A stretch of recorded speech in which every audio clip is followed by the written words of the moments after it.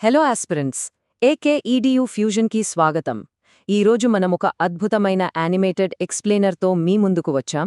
సంక్లిష్టమైన Indian polity కాన్సెప్ట్స్లను ఎప్పటికీ మర్చిపోలేని విజువల్ చీట్ కోడ్స్గా మార్చే మాస్టర్ క్లాస్ ఇది. కాంపిటేటివ్ ఎగ్జామ్స్కి ప్రిపేర్ అయ్యేటప్పుడు మనందరికీ ఎదురయ్యే అతిపెద్ద సమస్య ఏంటో తెలుసా?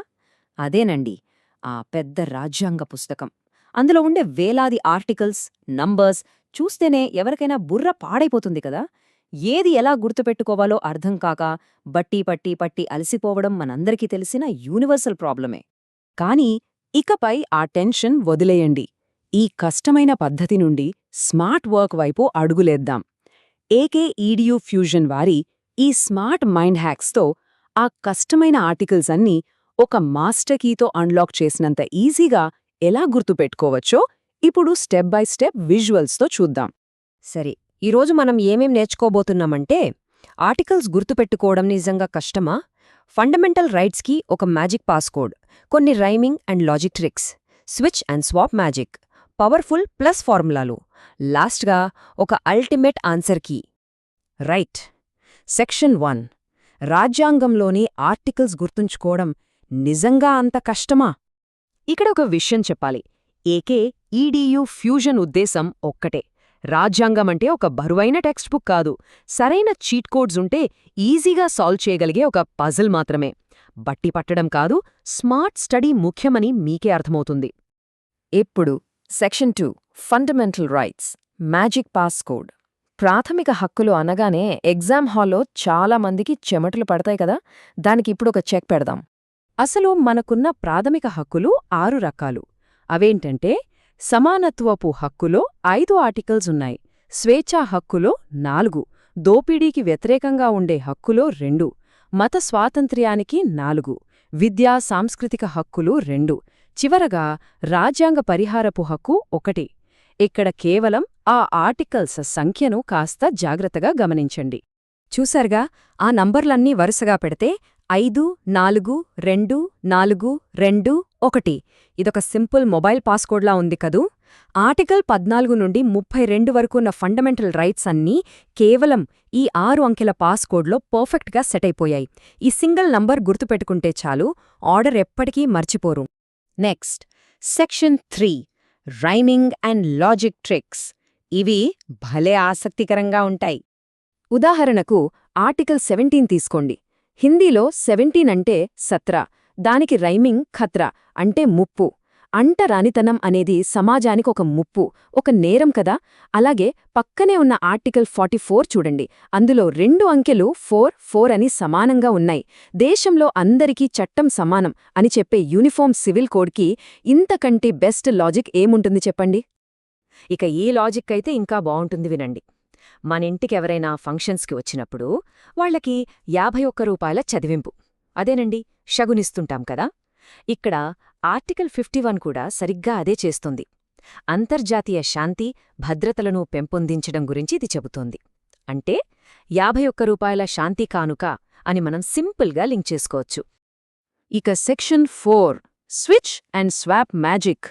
నంబర్లతో ఆడుకోవడం ఎలాగో చూద్దాం. రాష్ట్రపతి ఆర్డినెన్స్ పవర్ ఏ ఆర్టికల్ కిందకు వస్తుందో తెలుసా? 1, 2, 3. ఇప్పుడు ఇక్కడొక చిన్న మ్యాజిక్ చేద్దాం. ఆ మొదటి 2 అంకెలను అటూ ఇటూ మార్చండి. ఏమైంది? 213 అయింది. అబ్సల్యూట్లీ, ఇది గవర్నర్ ఆర్డినెన్స్ పవర్.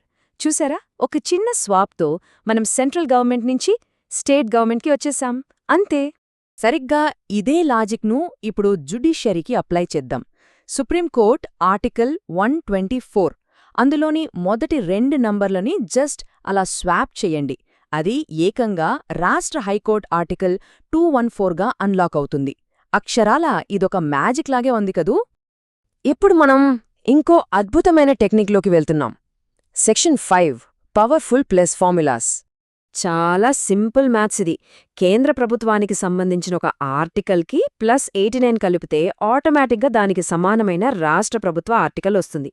ఎలాగంటే, రాష్ట్రపతి క్షమాభిక్ష 72కి ఒక 89 యాడ్ చేయండి, 161 వస్తుంది. అదే గవర్నర్ క్షమాభిక్ష. అటార్నీ జనరల్ 76కి 89 కలిపితే 165 అడ్వకేట్ జనరల్.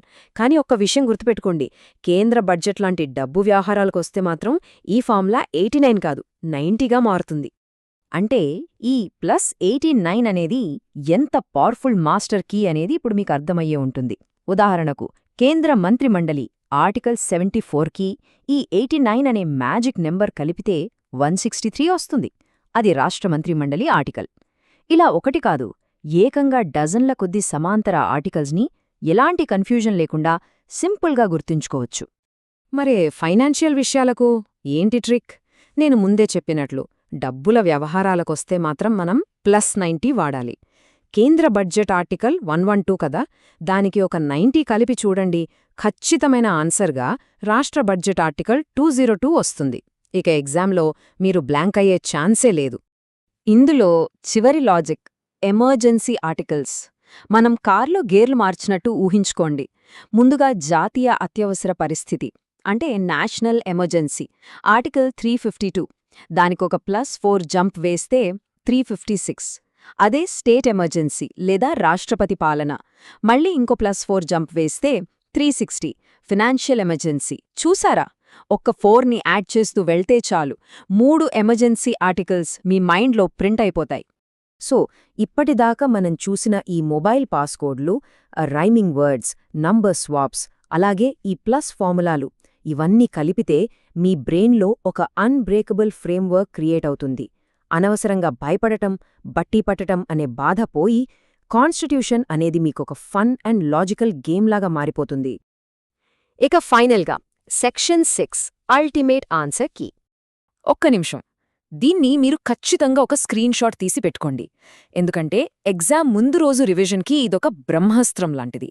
మన 542421 పాస్కోడ్, సెంటర్ స్టేట్ పవర్స్ కోసం +89, మనీ పవర్ కోసం +90 అండ్ ఎమర్జెన్సీ కోసం వాడే +4 లాజిక్. ఈ చీట్ కోడ్స్ అన్నీ ఒకే దగ్గర అద్భుతంగా ఇమిడి ఉన్నాయి. ఈ రోజు మనం డిస్కస్ చేసిన ఈ ఎక్స్ప్లైనర్ మీకు ఎంతగానో హెల్ప్ అయిందని అనుకుంటున్నాను. ఇలాగే ఇండియన్ పాలిటీని, ఇంకా ఎన్నో కష్టమైన సబ్జెక్టులను స్టెప్ బై స్టెప్ విజువల్ లాజిక్స్తో ఈజీగా నేర్చుకోవడానికి ఏకేఈడియు ఫ్యూషన్కి తప్పకుండా సబ్స్క్రైబ్ చేసుకోండి. స్మార్ట్గా ప్రిపేర్ అవ్వండి, ఎగ్జామ్స్లో అద్భుతాలు సాధించండి. ముగించే ముందు ఒక చిన్న ఆలోచన. ఇంతటి సంక్లిష్టమైన భారత రాజ్యాంగాన్నే మనం కొన్ని లాజిక్స్తో ఇలా చిటికెలో హ్యాక్ చేయగలిగితే ఇక మిగిలిన కష్టమైన ఎగ్జామ్ సబ్జెక్టులను అన్లాక్ చేయడానికి ఇంకెన్ని స్మార్ట్ ట్రిక్స్ మనకోసం ఎదురుచూస్తున్నాయో కదా. మీరే ఆలోచించండి. మరో ఇంట్రెస్టింగ్ టాపిక్తో మళ్ళీ కలుద్దాం. Keep learning.